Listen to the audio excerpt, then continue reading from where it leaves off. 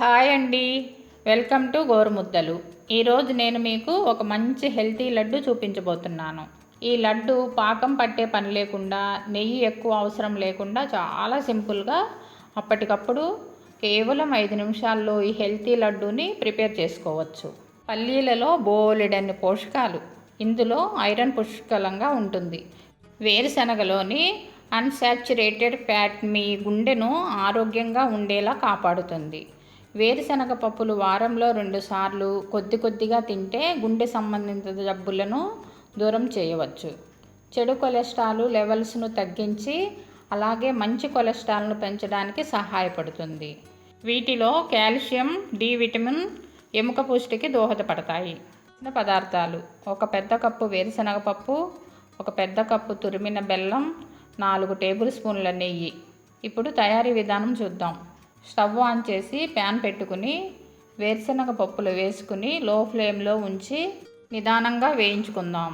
మీరు కనుక మీడియంలో ఉంచుకుని వేయించుకున్నట్లయితే కంటిన్యూగా తిప్పుకుంటూ వేయించుకోవాలి, లేకపోతే పైన మాడిపోయి పప్పు లోపల వేగదు. ఇప్పుడు పల్లీలు వేగాయి. పల్లీలు చల్లారాక పైన పొట్టు తీసుకుందాం. ఇప్పుడు ఒక మిక్సీ జార్ తీసుకుని పల్లీలు వేసుకుని గ్రైండ్ చేసి తీసుకుని ఈ విధంగా జల్లించుకుందాం.